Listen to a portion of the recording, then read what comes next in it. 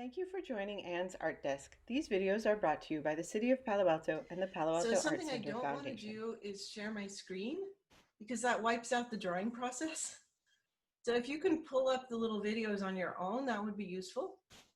Because I can't figure out how to share my screen and have my drawing process up at the same time. I wish I could, but I'm not sure Zoom is that smart. Is the sound okay today? Yeah? Okay, cool. Sound Sound good? So I think the nicest one to both listen to and to use is kind of the Dvorak Yo-Yo Ma one. Let me turn the sound off inside the video because we don't need to hear him play, even though it's really beautiful. But the idea here is that he's moving, right? And you just kind of accept that he's moving and go with the flow. And you make maybe several marks of where his bow and his hand are. So what works really well with something like this is to first draw the parts of him that aren't moving and then draw the parts of him that are moving. And this actually works remarkably well. I'm going to draw big and loud just so you can see the process. You may decide to draw a little bit more quietly and a little bit more sketchily. And I'm going to draw with an eraser or with a pencil just as per choice. But it's a pretty soft pencil, so it'll make big marks. So what I do for this I often draw outdoors. I draw people outside, and I draw animals. So I look for his head and his backbone. And something that's really important about him is his cello. So I look at the relationship between his cello and him.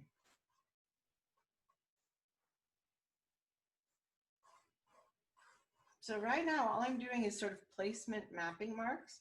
I'm not doing any contours, details.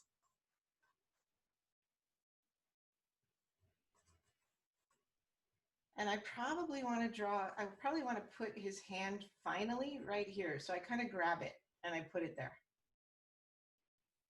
Because I don't want it to be off the page. I may not want it to be right here next to his strings. And then when he's done, I'm just going to start it again.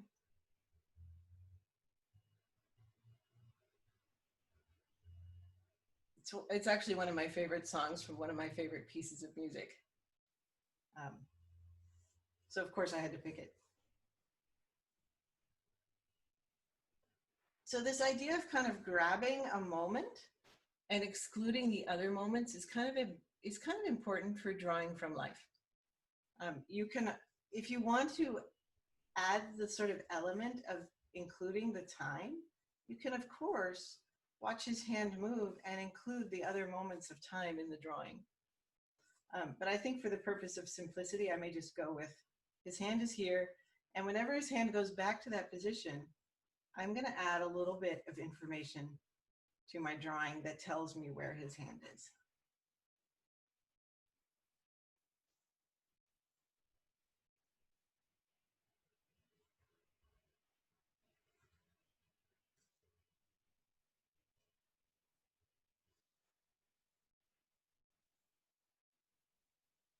So I think that I got what is this? There's a word for this thing, which is completely leaving my mind right now.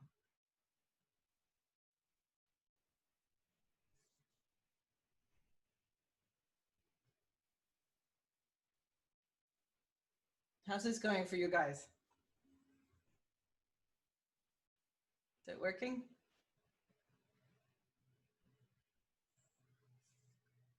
Something that's kind of interesting is there's some perspective here. We can see this side. Let's go back. Oh, stop with the Nissan thing. There we go. You can see this side of his cello.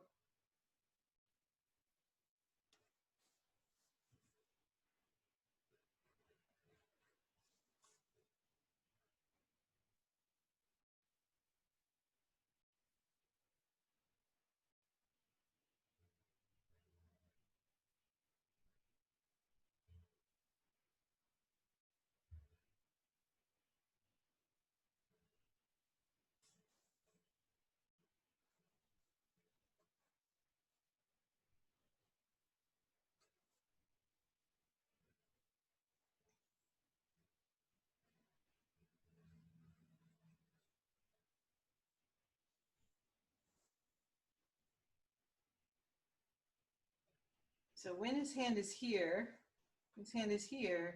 his bow stops about right here. So that if a musician were to look at your drawing, it would actually be accurate, right? Because the first thing somebody who knows how to play cello will do when they look at your pictures, say, that's not right. And also I noticed that, I guess this thing is called the bridge that holds the lines is a little bit lower.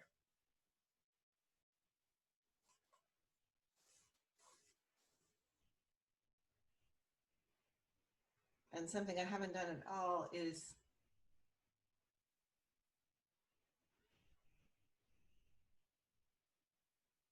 let's go back, stop.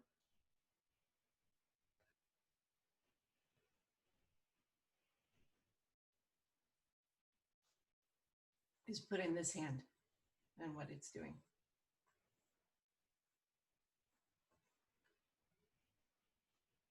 And then I decided his face would be kind of looking down like this.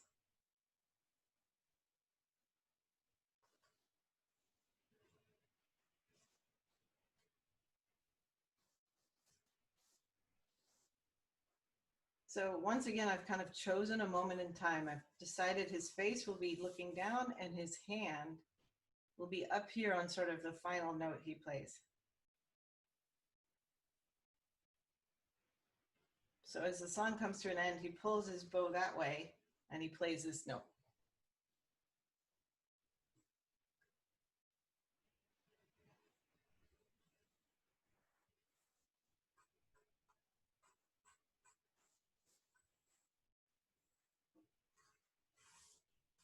So at this point, I have a pretty nice undersketch. And if I watch the video a few more times, then I can make a pretty nice pen and ink drawing.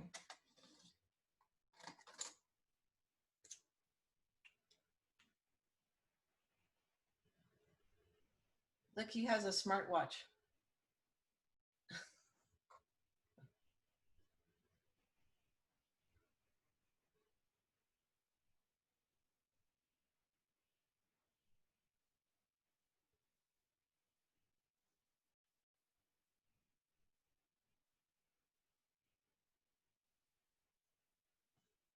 Back we go again.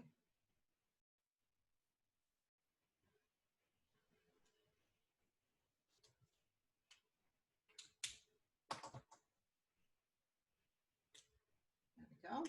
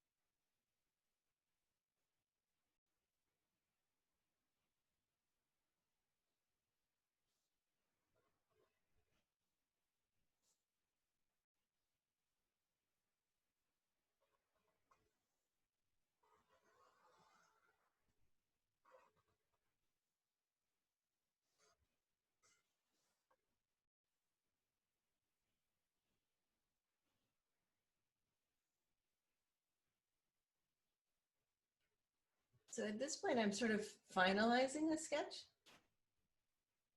Can I see what you guys did? Oh, very cool. Very cool. Thanks, Sheila. Alyssa, I can't see yours because it's faint and the lighting's not great. Maybe tilt it a bit. Oh, that's better. Good. Yeah.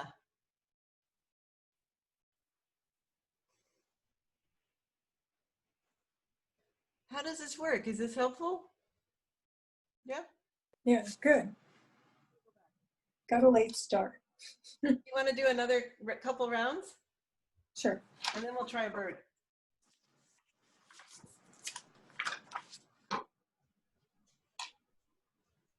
So I discovered Yo-Yo Ma was doing these really short little 3-minute quarantine concerts, and I've been watching them all the way through for the past 7 months.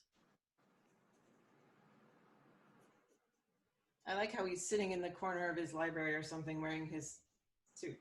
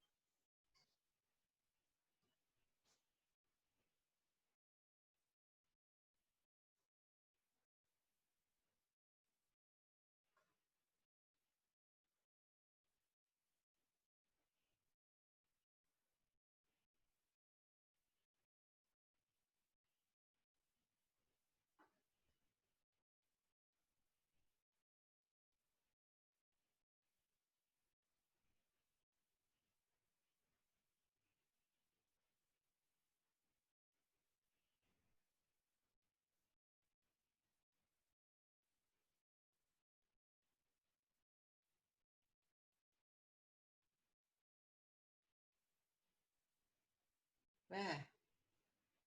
Sorry, everybody. It's no fun to look at.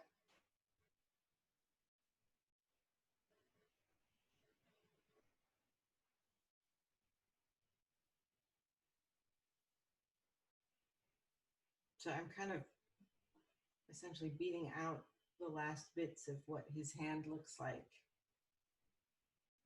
on his bow as he brings it into view.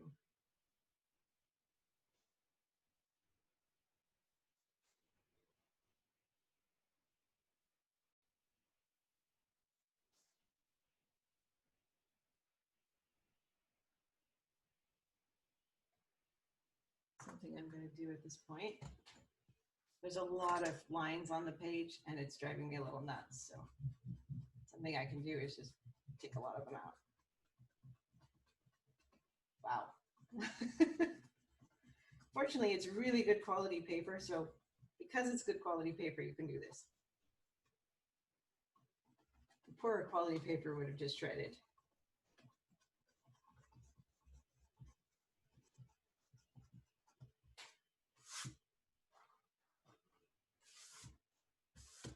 Okay, let's see where we are again.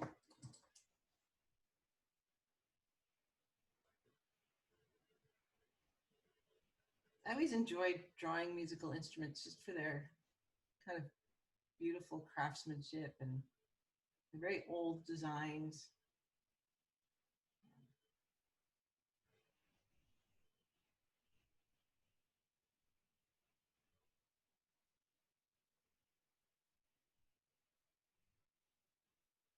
They're a little bit like drawing human figures in how sort of in their shapes and things. Go back.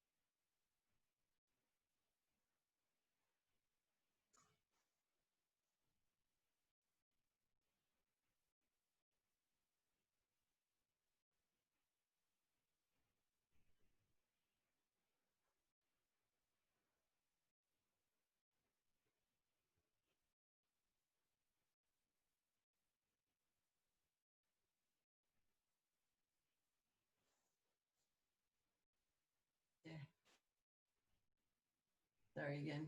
Off we go.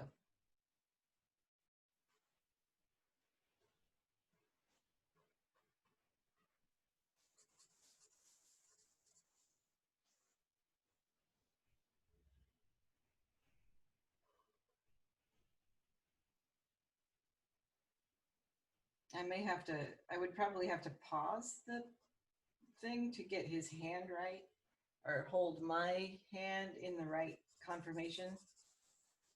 Something I often do when drawing people is to literally like hold my hand in that shape and then think about what it looks like. It kind of has the odd effect that a lot of pictures of people end up looking like me.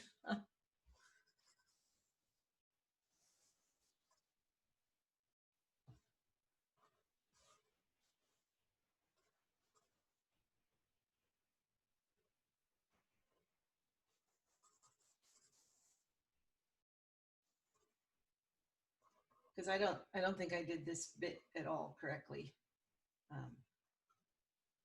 This is looking better.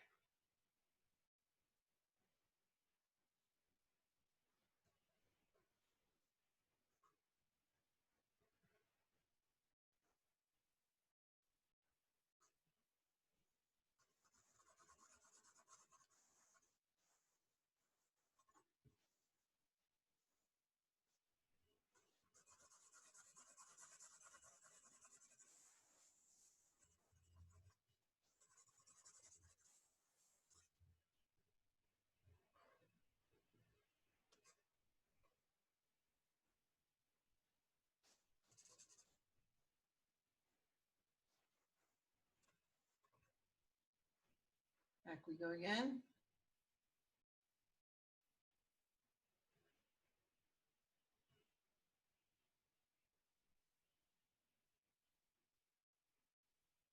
Trying.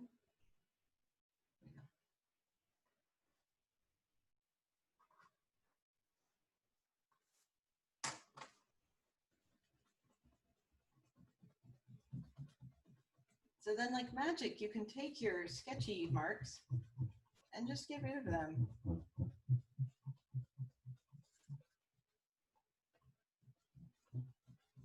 Again, this kind of depends on what level of paper you're working on. And I have this really nice mixed media, heavy duty cardstock sketchbook, which really forgives just about everything. But a kind of standard drawing sketchbook wouldn't work nearly as well.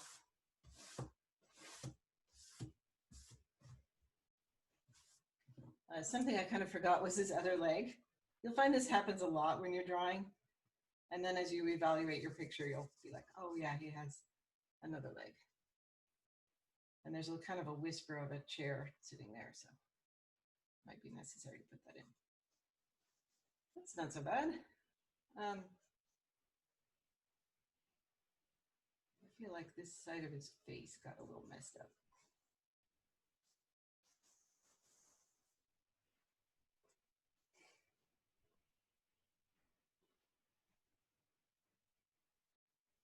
And something that's kind of nice about live sketching like this is it is live, and you just accept that it's got its mess ups and its warps, and that's all fine. You got to draw something alive, and you can. I actually have done this. I've gone to like Bing Concert Hall and sketched. You have to be a little bit careful. I was once asked by a seat partner to please stop sketching because I was wiggling too much. So I just stood up and went and sat in a place where there was nobody around me, and then I sketched some more. But you can also just go to festivals and parks. Musicians are really fun to sketch. And also just you can go to coffee shops and sketch people. It's super fun to do. You can also, something that's fun to do is I often sketch my cats. So sketching your pets is a good place to start if you just want practice at something like this. And then as always with your sketches, you need to at some point stop looking at your source material and start looking at the picture and think, what does the picture need? What does my picture need rather than what does my source material need? And start thinking like, could I make it into an illustration? Or does it need to be a fine art piece? Or am I done? Was that enough? Because he's a really remarkable human. And maybe there's a way you could say, you know, here's this human giving us, oh, that was a mistake, giving us some music. Still don't like all the marks. Anyway, do you guys want to turn the page and do another? Yep. Okay, so if you go back to the classroom,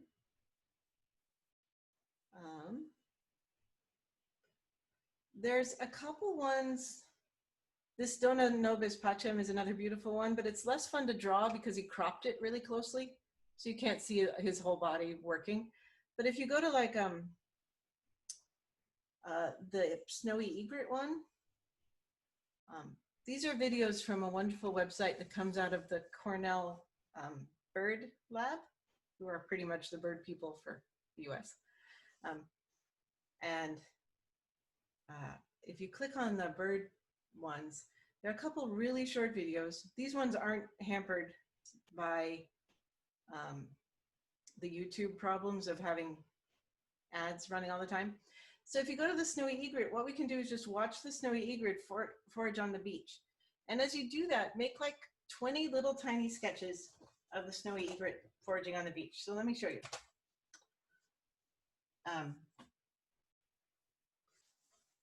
And what I'm talking about is like little tiny gesture sketches.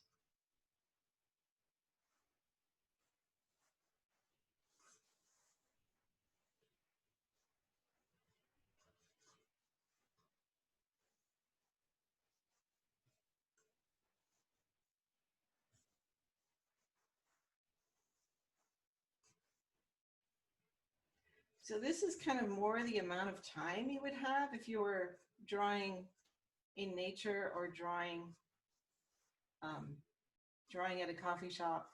And you just have to be very quick to move on and to sort of not angst about what you did or didn't get, but just be happy with what you did get. Let's go back. Replay.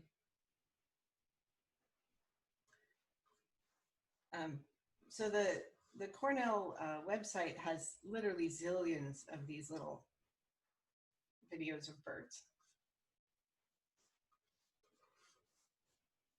So something you can do is when you get a pose you really like is just develop that sketch. He's like tossing back a little crab or something.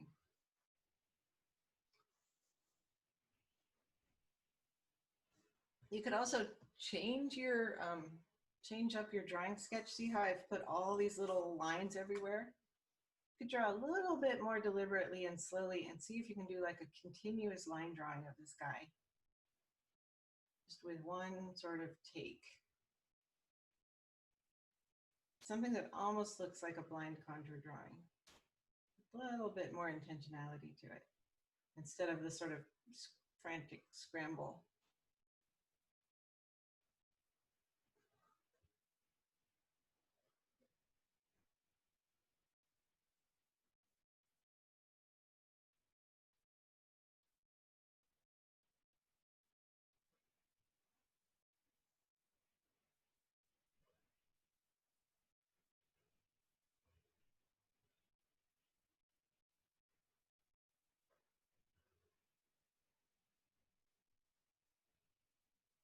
I kind of like this sort of more intentional one. Because he's not really moving all that much in the course of this little video.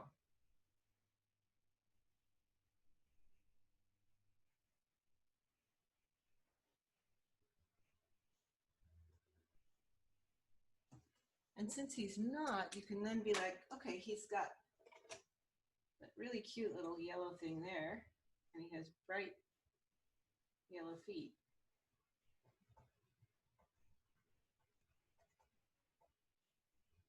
And he has these really pretty kind of body shadows. I need a nice blue.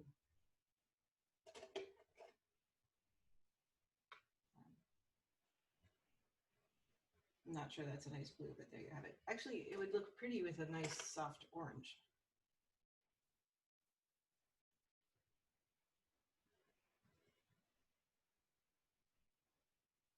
And then his beak is actually black.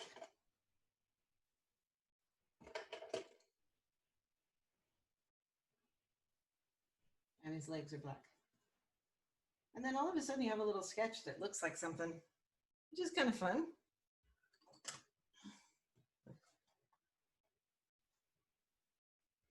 It's a shadow on my, there we go. Let's try again.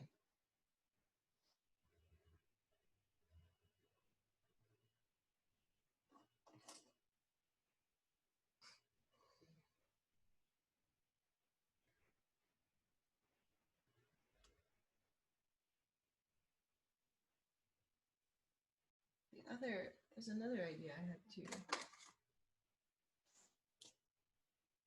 Works. You can also start with a base color that's kind of more in keeping with the bird.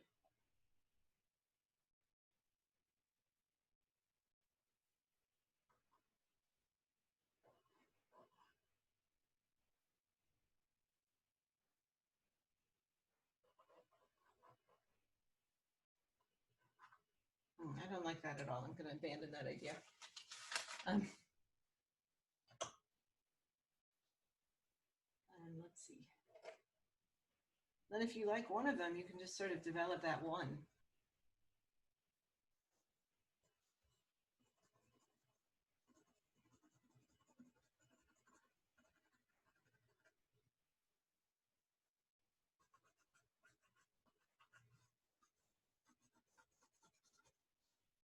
And there's all this, he's actually foraging in this sea rack, in the seaweed. It's actually really, really red.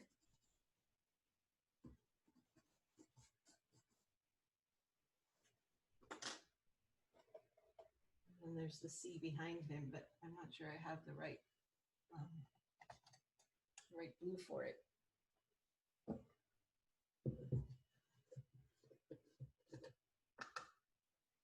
But because they're watercolor pencils, they have this special magic.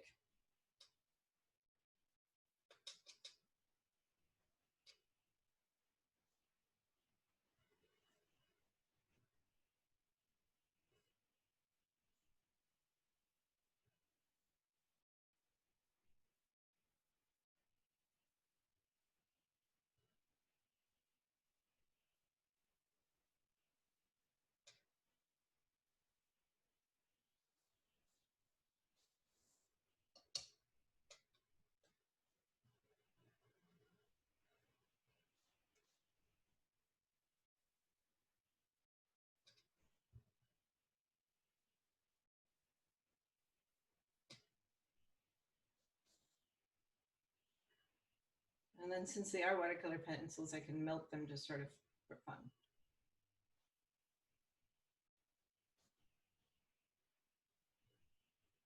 And make the picture a little more vibrant. It can be a very, very quick way to sketch. Do you guys want to try another bird? Yeah? Okay, let's, if you go back to the classroom, I marked a great blue heron. I guess I was on a roll for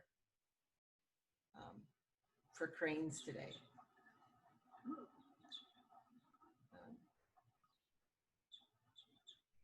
I just turned the sound off. And these ones are wiggling a little bit more, so you kind of have to make it up a little more. It's kind of less of a static pose. This is probably actually taken in Bolinas. Often they will tell you where these videos are taken, but there's a rookery there that's very famous. Let me just, since I don't want to fold over my newly sketched heron, I'm going to sketch on the opposite side.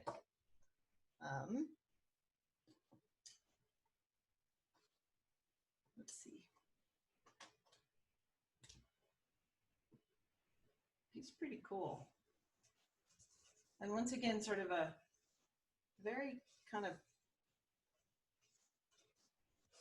I love how his neck feathers sort of roof out.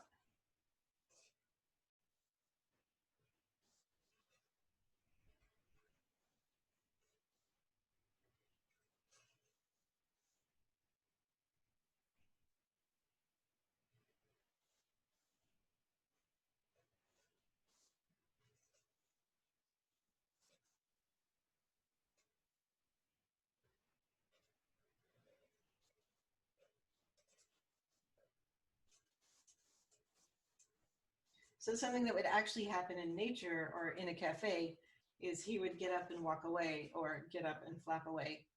But we know that since this is a video from Audubon, we know he's not going to do that. He's just going to stand there. And just like with Yo-Yo Ma, you kind of pick something you want to keep. Although you can also just sort of capture the time he's showing you, what he does all day. He stretches out his neck sometimes. You can show that behavior by just drawing it as well.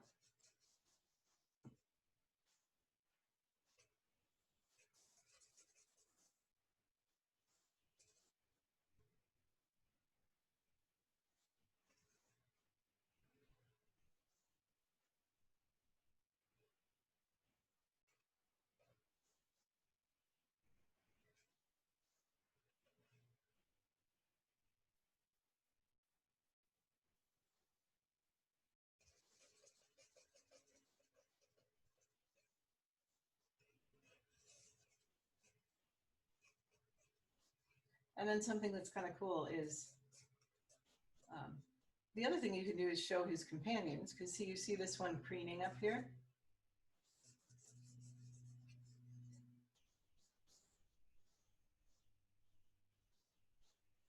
And every time the video repeats, you see a little bit more of that.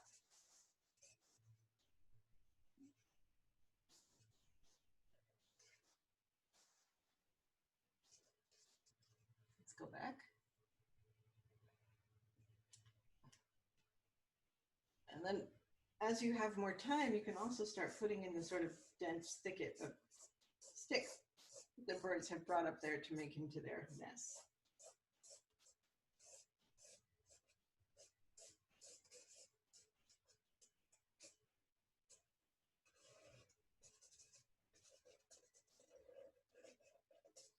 And something that would be really fun to do is to make a wet on wet wash with this heron, where you just put water where he is.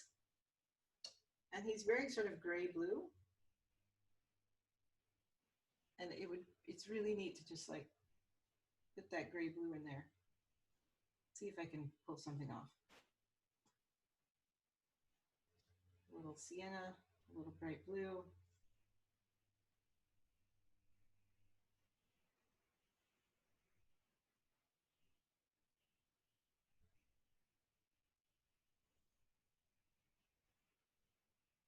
There we go.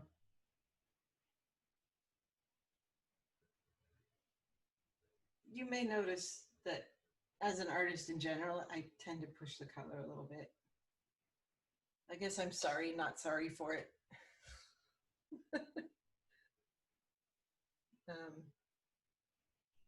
See, he's got a really orange beak. So notice that these little tiny spot colors, they're not much, but they really help the painting make a little bit of sense.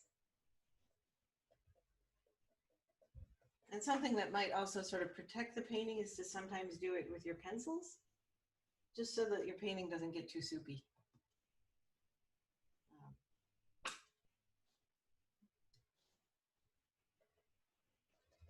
Something that always bugs me is you really cannot use marker on top of wet anything. The marker will just cease working.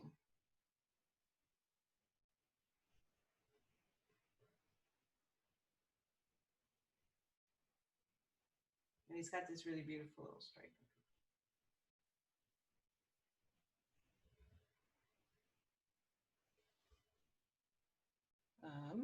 And he has really gorgeous orange legs.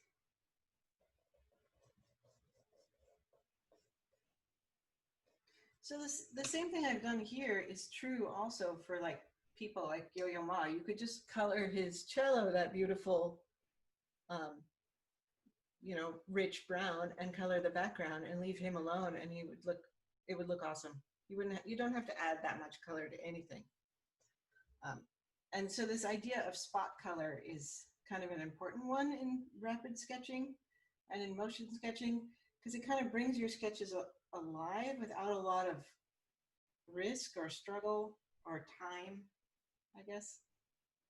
Time is a big one.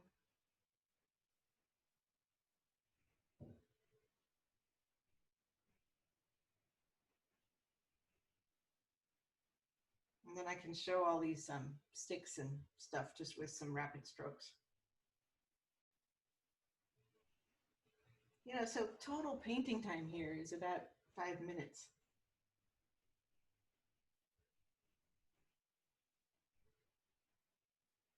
And because I'm such a colorist, poisoned by Monet, etc., I would drop some bright colors in here just to make it more interesting.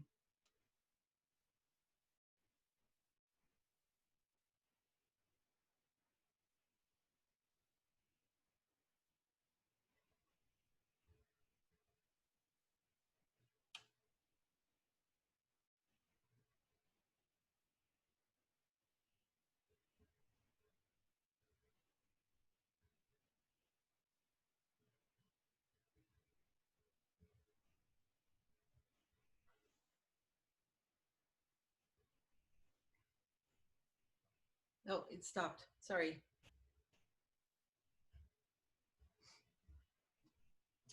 Something I kind of really like is this little heron that's kind of down here, quietly doing its own thing.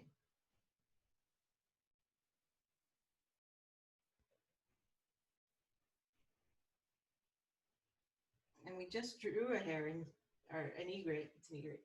So we kind of know what it looks like. So it's pretty easy to drop in there. It's my yellow.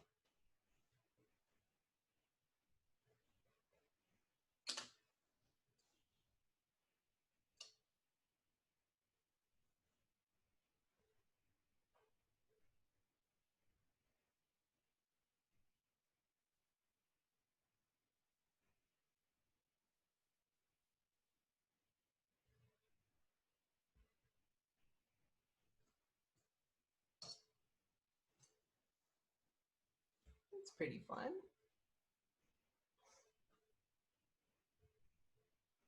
I need to go outside and sketch more, obviously, because it's super fun.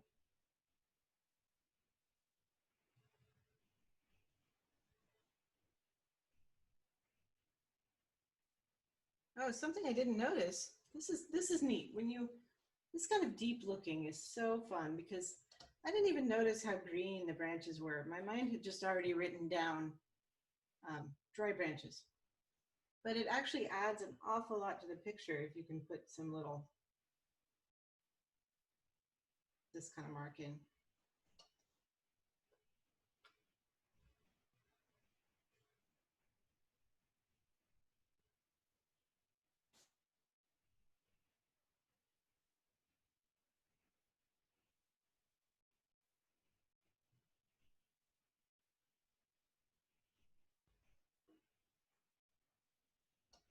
Get a little bit more out of it.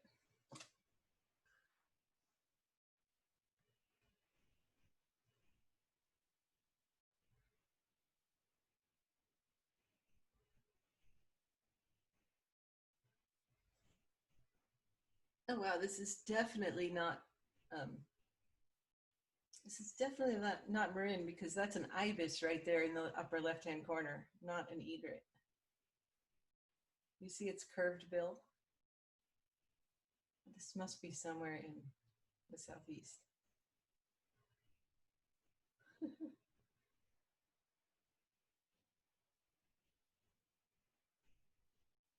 Very cool.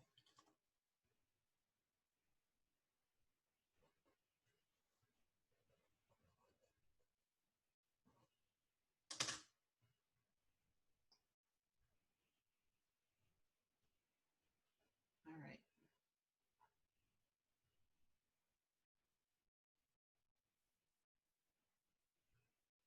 You guys want to try a little leaf picture? Are you still having fun drawing birds? Yeah, leaf picture? Okay, here we go. I think I may just move my book because it's all soggy. They're over here. Oh, I wanted to show you something before I turn the pages. See if I can show you this quickly. I finished the girl in the coat we were working on last week. I put all the white stripes in her. That was very cute. It was really fun to do. There was some sort of definite happiness feature to putting in the white stripes. So there she is. Okay. So you can look at my leaves, or you can find your own leaves. I'm going to put them on something white just so that we can see them.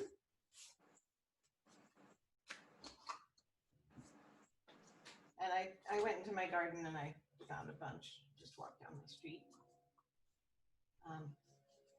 This is a fun exercise because leaves are essentially two-dimensional in the first place, which makes them a good kind of starter to realism kind of exercise, because you don't have to worry so much about making it look not flat, making it look three-dimensional.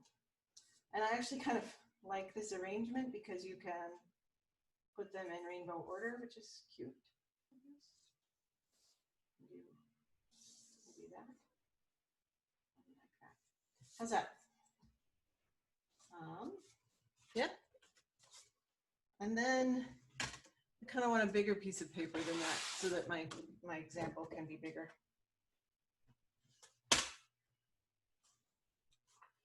So we should have something we can see on the camera.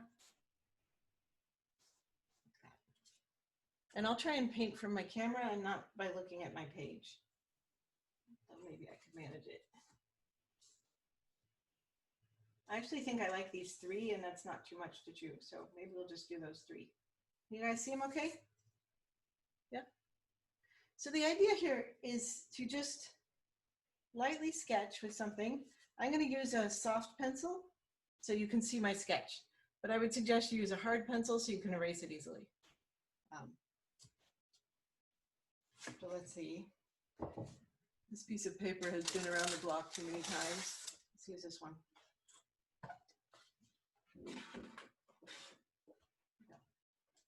So I kind of want to place my sketches first. So 1, 2, 3, and how big they will be.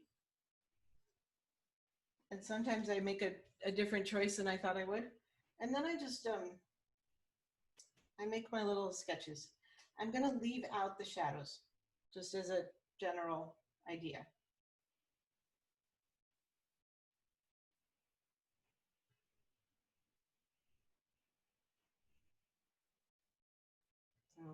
And that's all the sketch you need. And then I draw them in relation to each other, and I kind of like their relationship, so I want to copy it. So I kind of go like this, and I think you can literally copy it if you want, like that. So the bottom of that one would be about there. There's the mid vein. The top of this leaf is somewhat higher, so it ends about there, and then you have this kind of shape. It goes like that. And then you just draw a contour that fits in the little humble home you have made your drawing.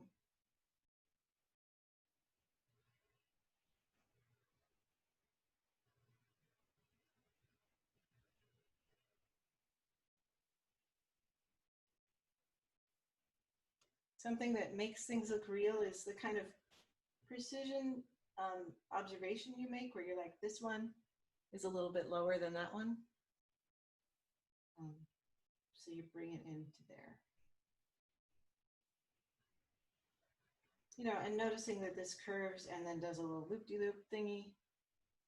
All those things convince your viewer that you really looked quite closely at something. And that sort of tender and caring looking, I think, is one of the things that convinces people that you really drew it. And convinces you as well. Like, you gotta convince yourself. So this one's going to start about right there, and it's going to be shaped about like that.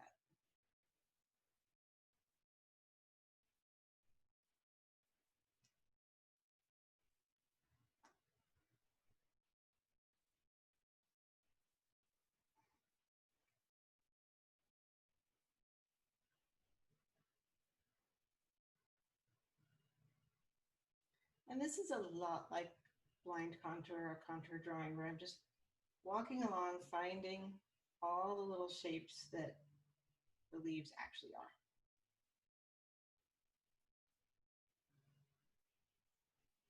And then do the veins, are they opposite each other or are they alternate to each other? And do the veins, are they just lines? Or are they actual very lengthy, thin shapes?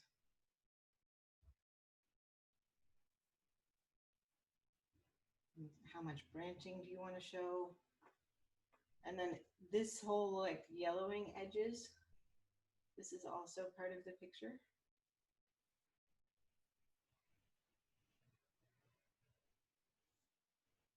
All that stuff is part of it. Somehow there's a little water here, which is kind of wrecking my game.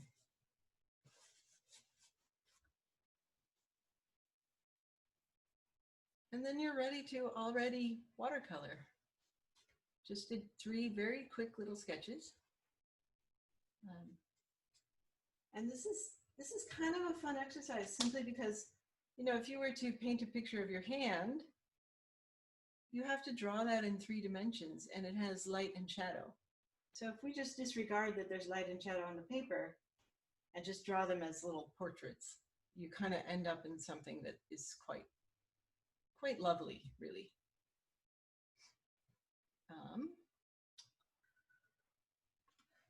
What do you guys think? Watercolor or colored pencil watercolors? Watercolor pencils. What would you prefer? Let's see, I can't hear.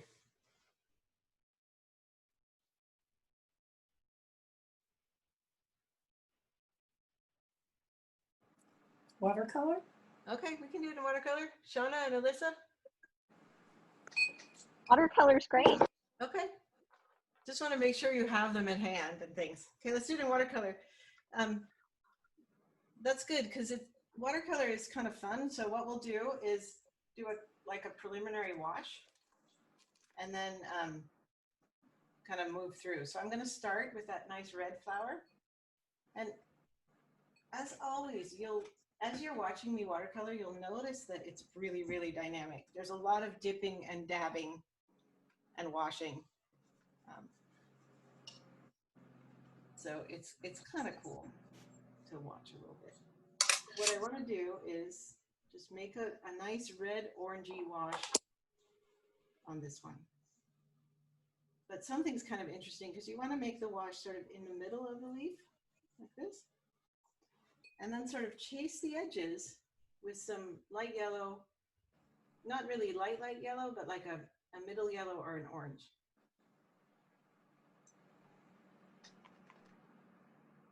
This. And it's going to look pretty remarkable. That worked far better than I was sort of pretending that would work, but it worked really, really well.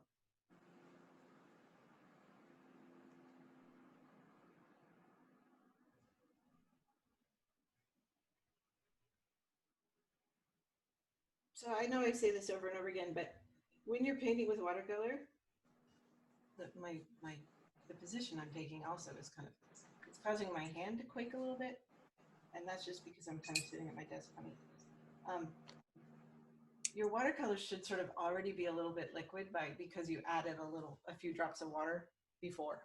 So if you're kind of scrubbing at your paints because they're really dry, just drop some water in and stir a little bit. You want something that's kind of the consistency of milk. And watercolor dries really much lighter than you start with, so you want to saturate it. You can sort of save yourself later by stirring your watercolors up until they're almost opaque, but it never looks quite right. So then you don't want to touch this anymore. You want it to just sit and you want to wait. Something you can do is just make sure the stem is also painted. Like that. And the stem is really dark, so something you could do is just put a splooch dark at the base. And just let it sort of creepy crawl around a little bit. So then the middle one is sort of this really light, pretty yellow. And so that one's kind of easy. You just choose a light, pretty yellow. It can be Naples yellow or kind of lemon yellow. or whatever this one is, like mid cadmium yellow, and just do a pretty wash.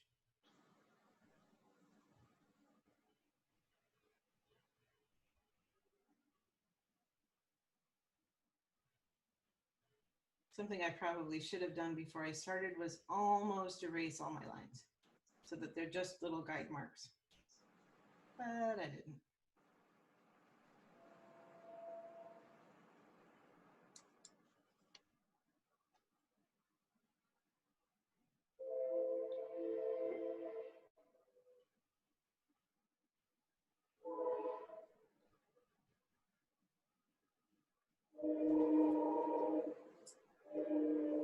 And then you can also use that yellow, you can just put that yellow out here at the edges of this one.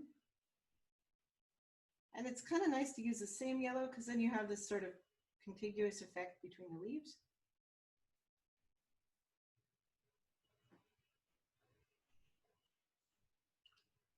And then you need a nice green for this. And what I mean by you need a nice green is you don't have to match the color precisely because you're the only person who will ever see the original. Again, what you always want to do is think about what the artwork is going to look like to the viewer. And when I'm sort of fiddling with color, I think about value more than I think about color. I think about, is the value correct? Ooh, that's a terrible color because it's all chalky and yucky. If you accidentally add white to a color, it kind of goes dead. So you want your colors to be pure. That one happens to have white in it by its very nature. So I'm gonna probably pick this one and mix them together. There we go. That's much better. And then I'm gonna put all that in here. And let the edge yellow sort of work its way in.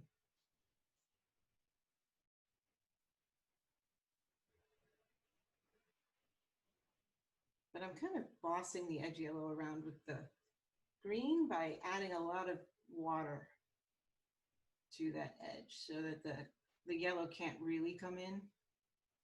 If I make the paint really dilute, the yellow will rush in. If I make the green paint really dilute.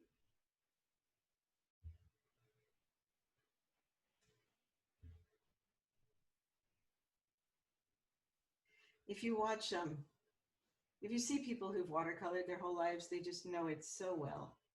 It's remarkable.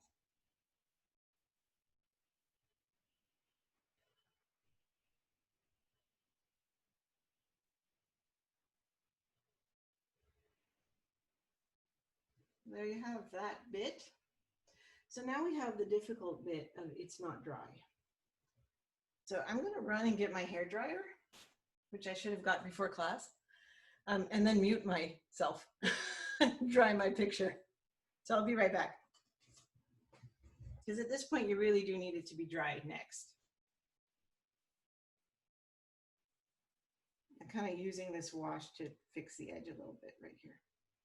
Okay, I'll be right back with my hair dryer.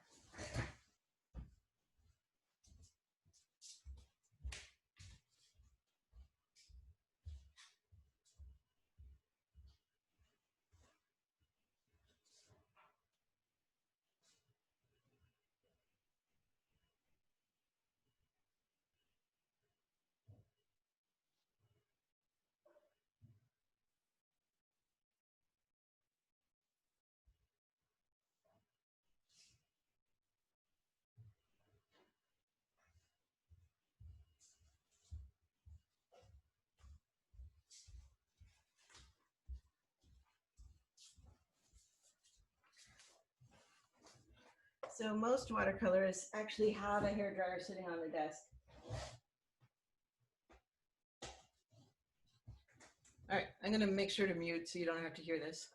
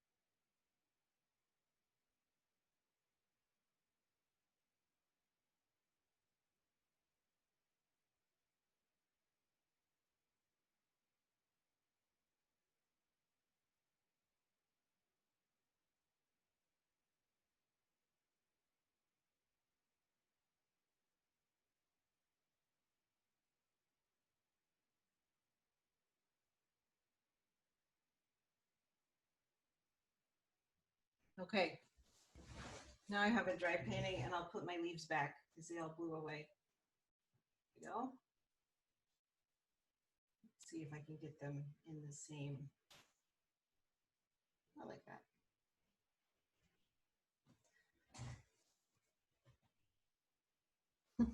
I think everybody, Shauna, I think everybody went to dry their painting. That's cute. How are you this week? I'm doing well, thank you.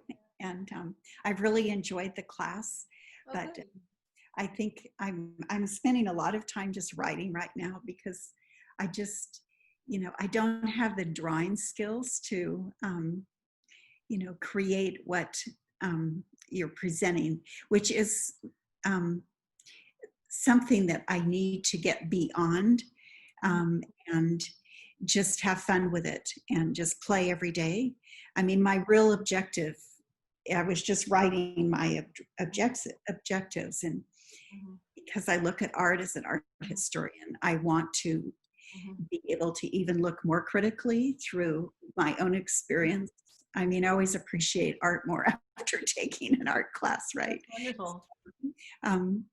But I'm just trying to figure out how to do it. When I saw the Yo-Yo Ma, and I'm a huge fan, or I heard it this morning, I thought, oh, we're going to draw to music. So, it'd be nice to, but I wanted to talk with him. But if you look up Songs of Comfort, Yo-Yo Ma on YouTube, so many of them, and they're all lovely. And I just, it's been like he's giving me this personal gift. Yeah. And whenever I'm feeling really like I'm so tired of coronavirus, I can listen to a few of them. He's such a dear and amazing man, and has given so much to the world of music. So I will look at this. I have. Yeah, whenever I'm feeling like I can't be kind anymore, I watch a few of these songs of comfort and I remember how to do it. Yeah. It's been really sweet. Yeah, good. Thank you. Yeah. And for everything you've posted, I have gone on your YouTube sites and they're really fun. And I know you work really hard to bring, your skills and your educational abilities to people. I appreciate that, Anne. It's been a great I will post a drawing course that I really love and that I did through Creative Bug, which is one of these sort of platforms that offers lots and lots of crafty and drawing things that you might enjoy, because it's almost a copyist course. So she's like, we're going to draw a sun today, and you all draw the same sun, and then at the end she says, well, you could draw it like this or like that, and she gives you a few prompts but it's actually really peaceful. It's like assembling Legos from a kit. You just do what she tells you to, and it's really charming, and you get a really beautiful piece of art out of it. Okay. And isn't that nice? Okay, good. Thank you. And you might really enjoy it because she starts you at a very like, this is a line, this is a shape. It's very, very sort of calm, straightforward.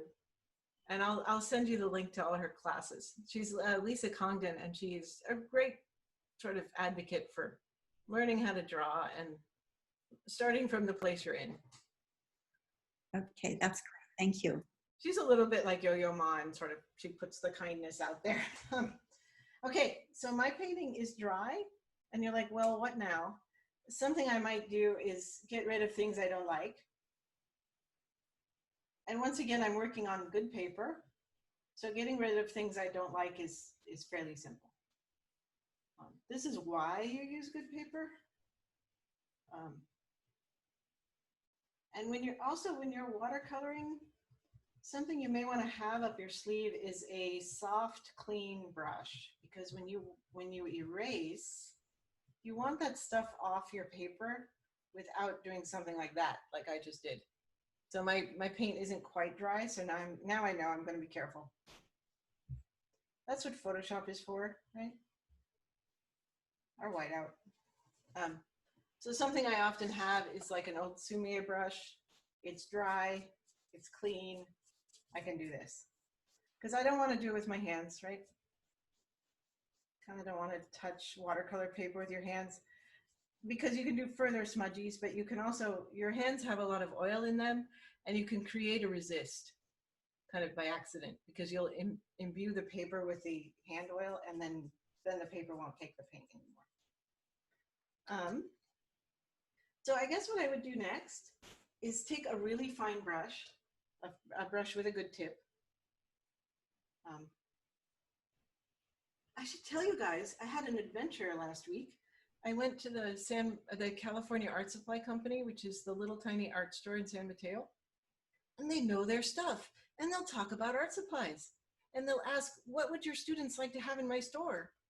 I was just like, it's heaven. It was really fun. So I bought this beautiful little Kolinsky sable brush from them and a bunch of other stuff, and didn't tell my husband. But if you like art stores that know about art supplies, that's the spot. It's just way up there. And I looked around, and most of the things that are on my materials list, you know, I sort my materials list by medium, not by class, are there. So it's kind of a good spot. I hadn't been there before. So something that I might do next is, you see how the red one has these really fine little veins in it? So what I might do is take a dark purple. So this again is the colorist in me. I don't want to use a black or a brown. You might say, hey, but they're black or brown. To me, it's the value. And I want the colors to be rich and lovely. So I would choose a dark purple. It's all about color theory, and it gets complicated.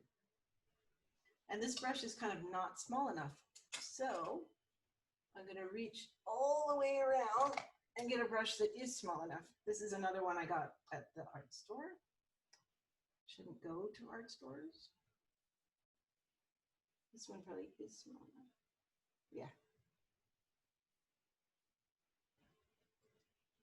So I just want, it doesn't even matter what color it is, it just has to be kind of super dark and quite saturated. So I opted for this pretty purple.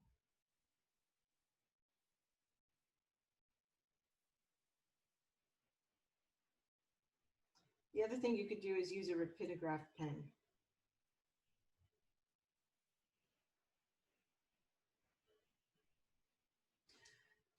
I also find that if I'm concentrating really hard and not breathing, I shake a bit. But if I take a breath and make a mark, it works out great. So, especially for these fine details. So, bunk, bunk, bunk, like that.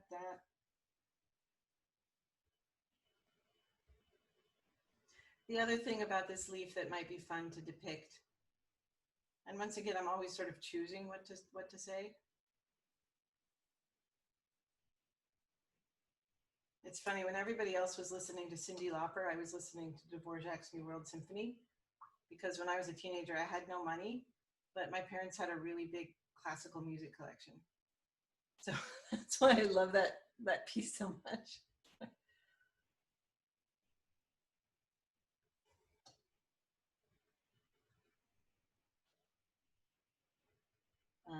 Is kind of, you see how the margins are toothed and a little bit darker?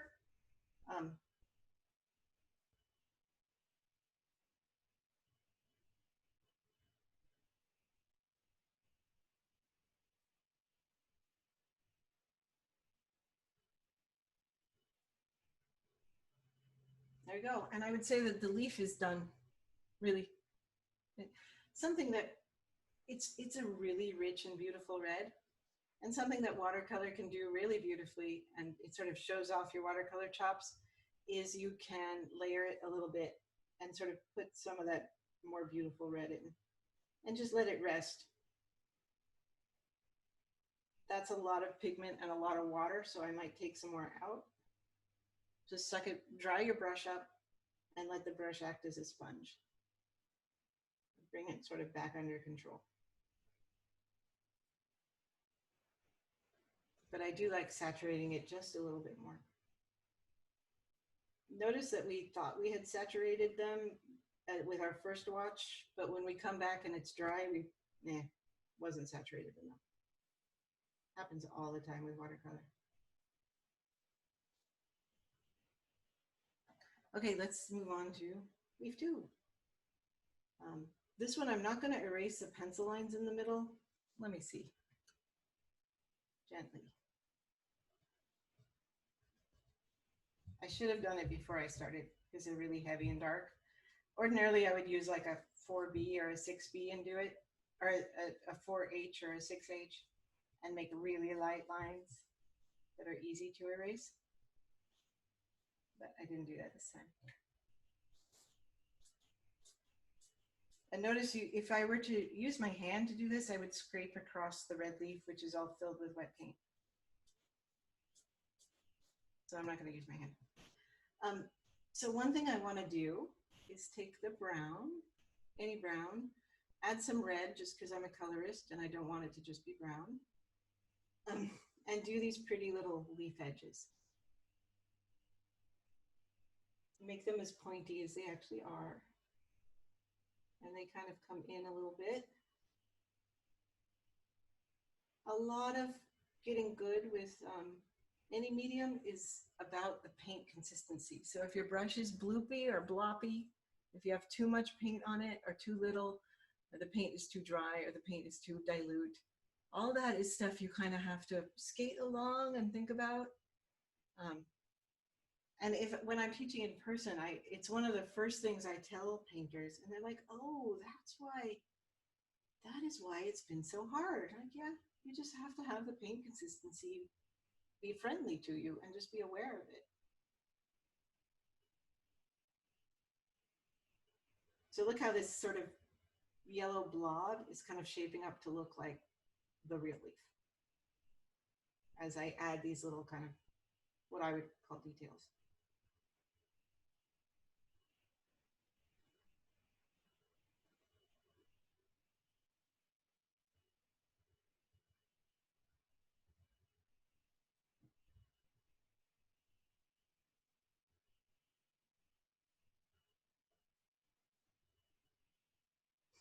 And then I also see a few little places I can use that brown to a good effect.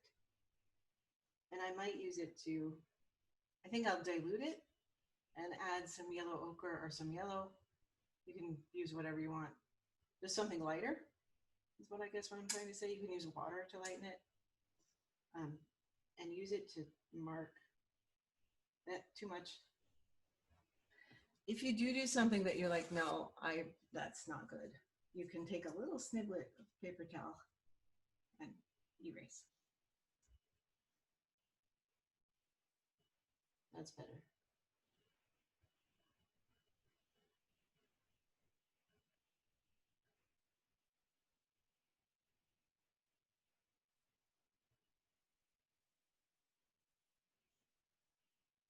And that one's kind of looking a little bit real. Again, with the whole, like, it wasn't saturated enough. You might want to add some saturation marks. And there are places where there are points to the leaf that aren't brown, and I want to add those in because they didn't get added with your initial wash.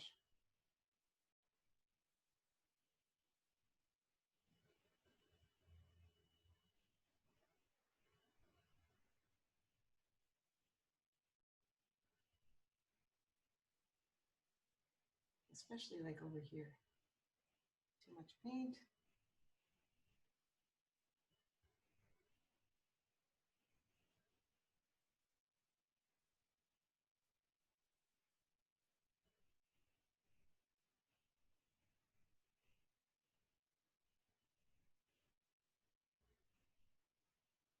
So then we can just walk on along to the next one. There are places where the yellow didn't quite go as far as I wanted it to. So this is where you can stir your yellow up and just add a bit on top. And it's actually quite remarkable how opaque watercolor can be. You may have to do a couple coats, let them dry in between, but it's possible.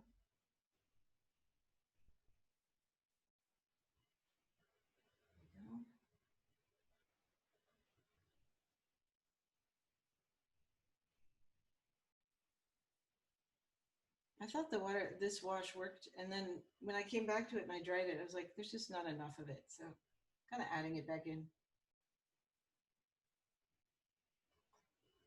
And something that's really pretty about this leaf are these, the lighter mid vein that goes down the middle. And you can do that with a light yellow that you've made a little bit opaque, or a Naples yellow. Look at that, isn't that cute?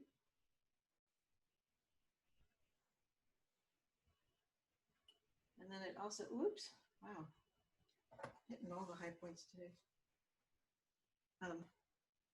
There's also that little brown stuff at the ends of this one too. So out here. And again, I'm just going to do a dark purple, dark red, burnt sienna mix in honor of my impressionist ancestors.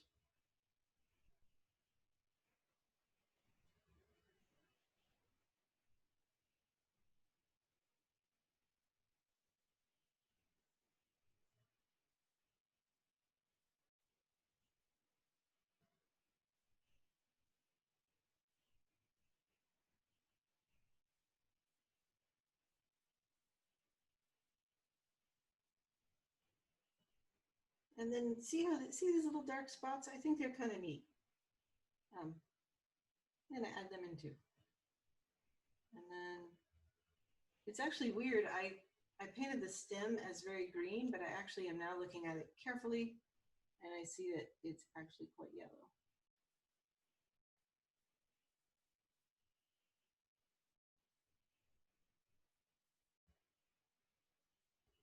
I've talked to kids and teachers about this phenomenon where you have carefully observed something for a long time, and then all of a sudden you notice that you observed it wrong.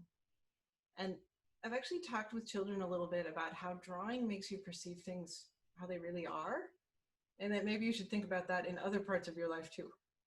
Like maybe you have other misperceptions, so maybe you can, you know, it's actually kind of fun to think about what else are you perceiving wrong if you stare at something for so long and yet you still can't see it clearly. It's kind of a fun idea. I think if I were to critique these drawings, I would say that all the little edges are too dark, and the greens may not be vibrant enough. I may be missing the shadows, I may want the shadows, but I actually think they're pretty decent. I think that the browns may look too dark simply because they're not dry yet. And if I were to dry them, they would look about right. The other thing that happened is I kept touching my green wash with my brush, and everywhere I touched, you can see a little extra puddle. But if I had just washed it and believed, it would look much smoother and flatter. So that's a little watercolor lesson for you. You guys have any questions or ideas or thoughts on that stuff?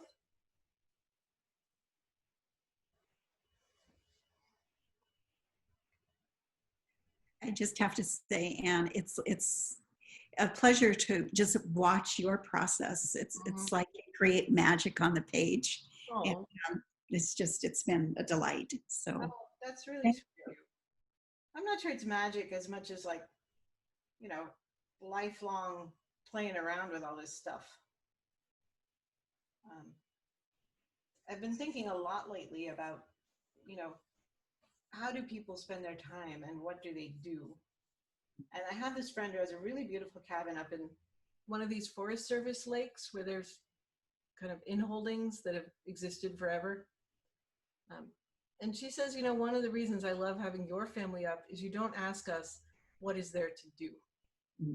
I was like, that's not a question that occurs to me, because let's see, we can kayak, we can stargaze, we can go bird watching, we can go treasure hunting, we can go geocaching, we can always draw pictures, we can read books. It was like a mountain lake is filled with things to do.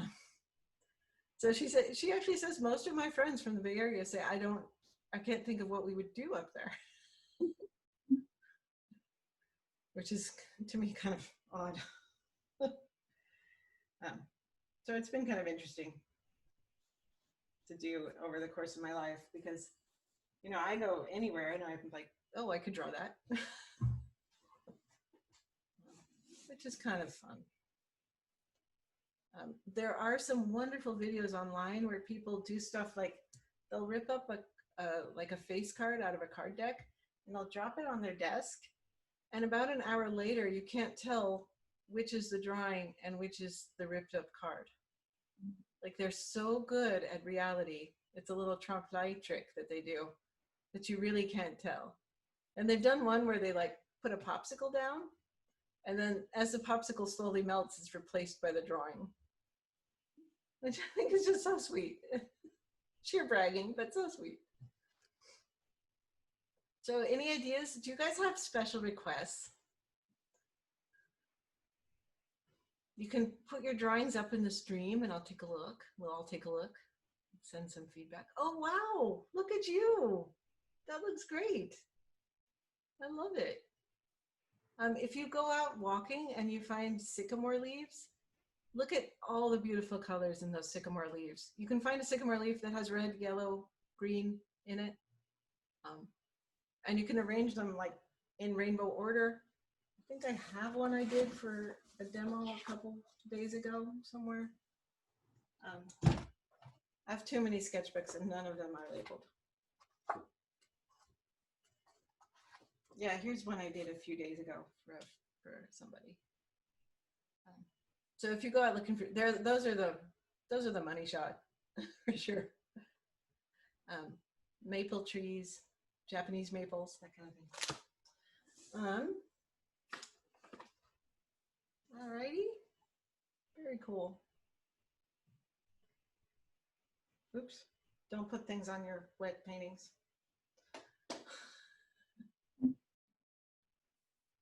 All right, any ideas or questions or thoughts? All right, happy painting, and I'll post up the Lisa Congdon classes for you. I think Creative Bug has like a month free, but then it's like $3.95 a month, and they don't have any sort of contract. You just do it as long as you want or not. But she's super fun.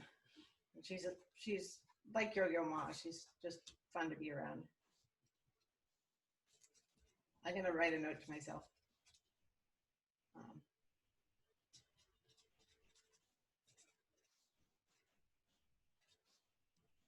I can't spell trompe-l'oeil, but I'll post up some of the cute videos of people doing this in a very precise way. Alrighty. Thank you so much. This is the last session of this class, right? Oh, wow, look at you. Yeah, I think it is. Yeah. Yeah. So I know I'll see you again in the future, but this is wonderful. Thanks, Anne. I think there's a week break and then another 4. Uh-huh. So I'll talk to Fanny about the next 4. I like that a lot. I wanted to use up the color that was still on my palette. That's funny. I had some fun with that. That's terrific. Wonderful. Thank you so much, Anne. This was a lot of fun. I'm so glad. Yeah, Karen Thank wrote you. to me earlier today and said she can't come today, but she wants the recording, so I'll send it to her. Notice I cannot spell that at all.